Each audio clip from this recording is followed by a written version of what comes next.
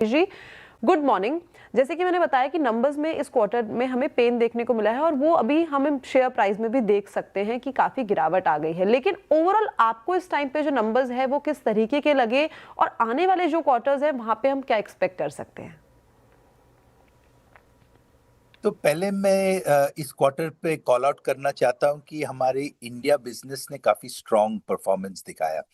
हमारी India PAT 3,580 crore all time high record है।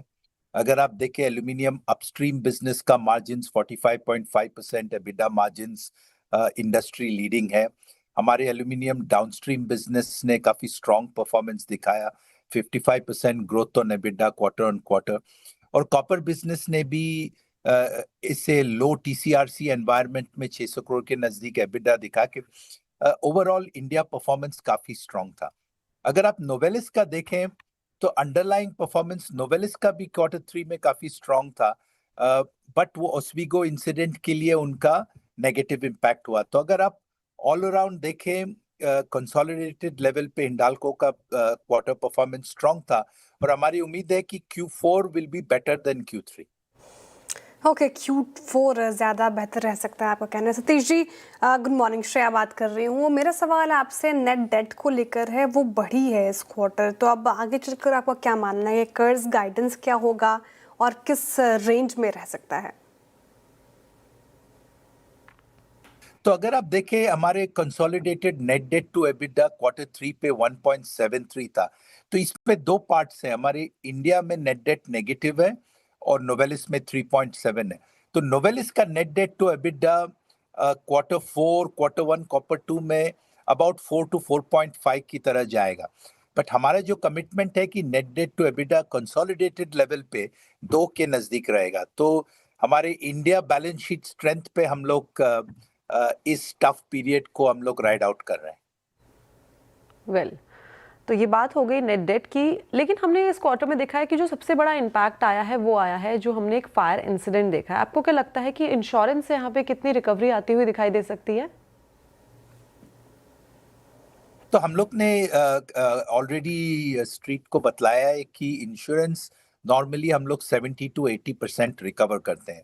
आपको अगर याद होगा लास्ट ईयर सियर में भी एक फ्लड से स्विट्जरलैंड के मिल पे इम्पैक्ट हुआ था, वहां भी हम लोग ने अबाउट 80% रिकवर किया है इंश्योरेंस से।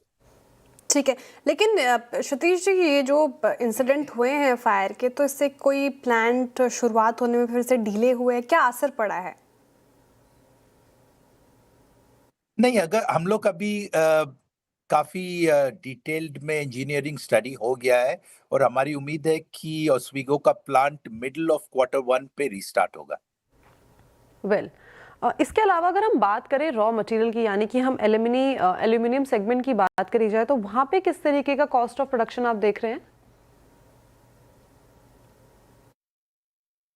अगर आप देखें एल्यूमिनियम का डिमांड अभी काफी स्ट्रांग है क्योंकि auto, electronics, defence, white goods सभी सेक्टर में एल्यूमिनियम का काफी यूटिलाइजेशन बढ़ रहा है। पर सप्लाई डिमांड एल्यूमिनियम का काफी टाइट है। तो इस चीज के लिए एल्यूमिनियम की जो आप प्राइसिंग देख रहे हैं अगले 6-7 महीने से धीरे धीरे बढ़ता जा रहा है। तो अभी एल्यूमिनियम का जो प्राइस है $3,100 पर टन पे चल रहा है और हमारी उम्मीद है कि इसी लेवल पे अभी अगले आने वाले क्वार्टर्स पे इसी लेवल पे रहेगा। ओके, सतीश जी मेरा सवाल आपसे नोवेलिस को लेकर है। आपका मानना क्या है इसको लेकर? क्या नोवेलिस को और इक्विटी इन्फ्यूजन की ज़रूरत है आगे चलकर?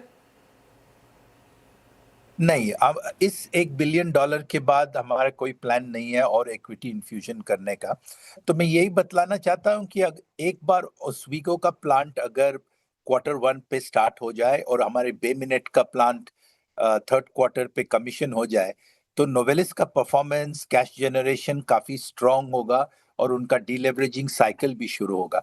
तो अगले 2-3 क्वार्टर ही हमारे लिए थोड़ा टफ है। Well thank you so much Satish ji हमारे साथ जुड़ने के लिए और फ्यूचर आउटलुक पे बातचीत करने के लिए। होप्स हो कि आने वाले क्वार्टर्स आपके लिए अच्छे रहें। तो चलिए आगे